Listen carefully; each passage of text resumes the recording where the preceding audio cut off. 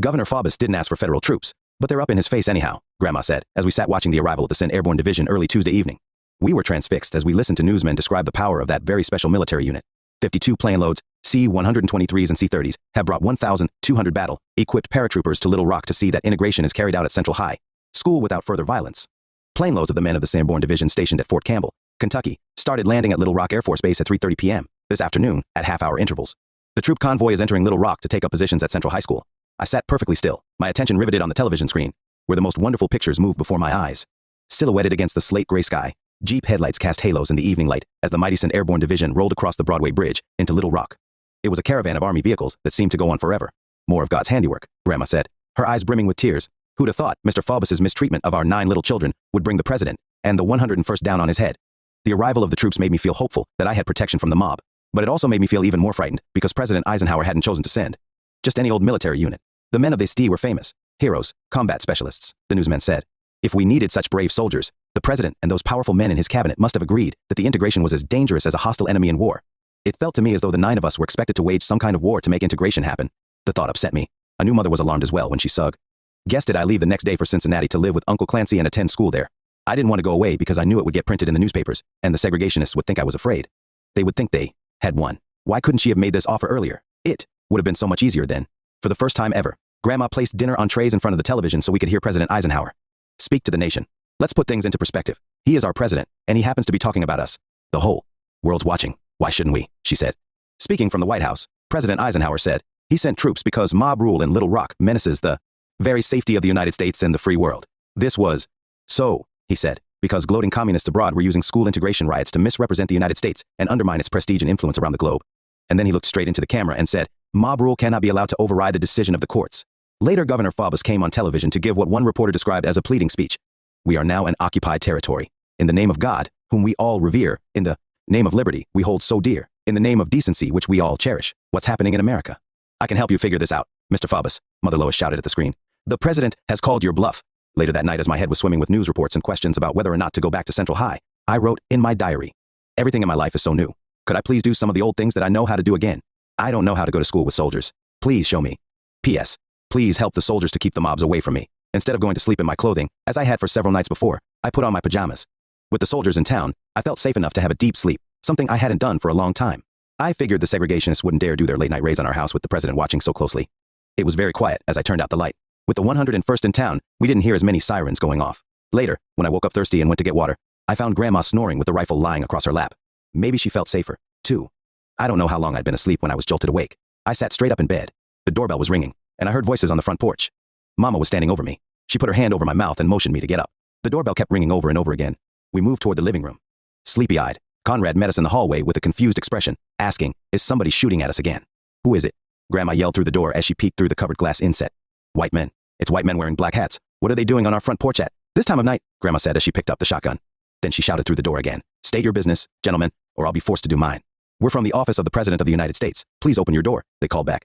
We have a message from your president. Grandma opened the door ever so slightly and demanded that they show proof of who they were. They passed their identification through the half-open door. Mother Lois examined the writing closely and nodded a yes. How can we help you? Grandma lowered the gun to her side, keeping it hidden as she opened the front door a bit more. Mother Lois stood beside her. I thought it was funny as I looked around and noticed we were all wearing our nightgowns and pajamas to greet the messengers from the President of the United States.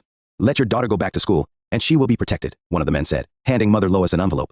The next morning, Wednesday, September 25, at 8 a.m. As we turned the corner near the Bates' home, I saw them, about 50 uniformed soldiers of the 101st. Some stood tall with their rifles at their sides, while others manned the jeeps parked at the curb. Still other troops walked about holding walkie-talkies to their ears. As I drew nearer to them, I was fascinated by their well-shined boots. Grandma had always said that well-kept shoes were the mark of a disciplined individual. Their guns were also glistening, as though they had been polished, and the creases were sharp in the pant legs of their uniforms. I had heard all those newsmen say Screaming Eagle Division of the 101st, but those were just words. I was seeing human beings, flesh and blood men with eyes that looked back at me. They resembled the men I'd seen in army pictures on TV and on the movie screen. Their faces were white, their expressions blank. There were lots of people of both races standing around, talking to each other in whispers. I recognized some of the ministers from our churches. Several of them nodded or smiled at me.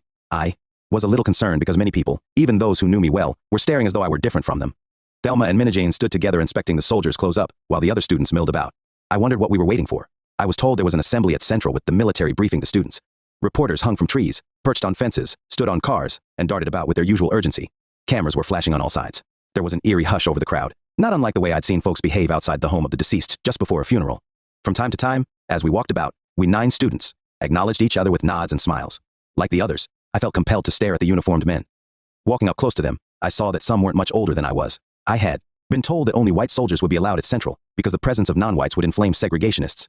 Non-whites were sent to the armory, where they would be used as support teams or to guard our homes in case of a dire emergency. There were tears in Mother's eyes as she whispered goodbye. "Make this day the best you can," she said. "Let's bow our heads for a word of prayer." One of our ministers stepped from among the others and began to say comforting words.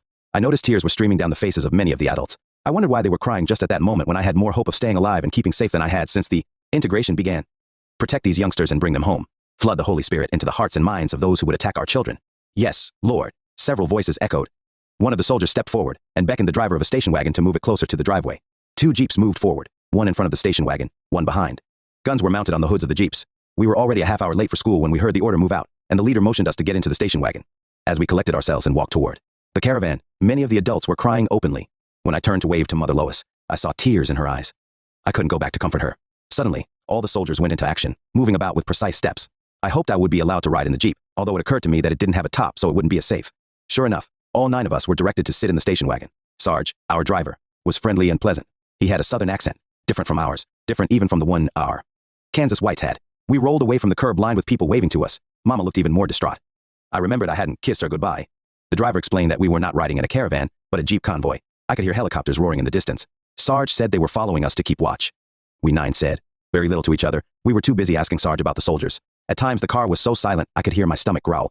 It was particularly loud because nervousness had caused me to get rid of my breakfast only moments after I'd eaten it.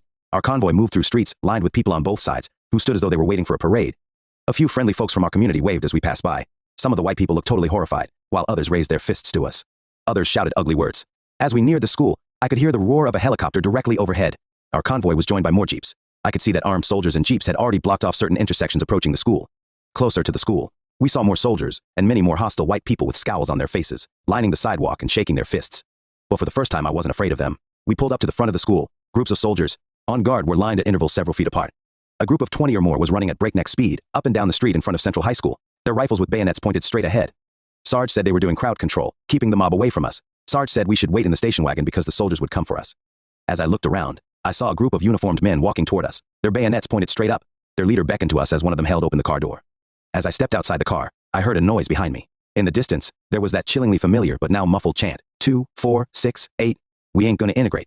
I turned to see reporters swarming about across the street from the school. I looked up to see the helicopters hovering overhead, hanging in midair with their blades whirring. The military leader motioned us to stand still. About 20 soldiers moved toward us, forming an olive-drab square with one end open. I glanced at the faces of my friends. Like me, they appeared to be impressed by the imposing sight of military power. There was so much to see, and everything was happening so quickly. We walked through the open end of the square. Erect, rifles at their sides, their faces stern, the soldiers did not make eye contact as they surrounded us in a protective cocoon. After a long moment, the leader motioned us to move forward. Hundreds of Central High students milled about. I could see their astonishment. Some were peering out of windows high above us. Some were watching from the yard. Others were on the landing.